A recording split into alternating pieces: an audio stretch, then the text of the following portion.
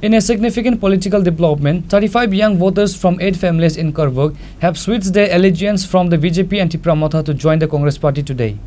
The joining ceremony was attended by several key leaders including PCC Secretary Kamal Dewan, Kumoti District Youth Congress President Indrajit Das and Tripura Pradesh Youth Congress President Nil Kamal Shah among others.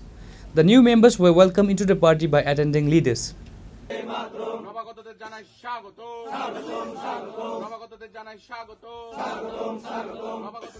আজকে করবুক ব্লকে যুব কংগ্রেসের উদ্যোগে আমাদের সাথে ত্রিপুরা মথা এবং ভারতীয় জনতা পার্টির দলকে ত্যাগ করে 8 পরিবারের 35 জন ভোটার আজকে জাতীয় কংগ্রেসে ত্রিপুরা প্রদেশ যুব কংগ্রেসের উদ্যোগে আজকে জাতীয় কংগ্রেসে যোগদান করেছেন এবং তৎসাথে সারা রাজ্যেই এইভাবেই যুব কংগ্রেসের ভাই এবং বোনেরা ধীরে ধীরে কংগ্রেসের দিকে এগোচ্ছেন, কারণ তারা বুঝতে পেরেছেন যে কংগ্রেসই একমাত্র শক্তি এবং কংগ্রেসই একমাত্র রাজনৈতিক দল যা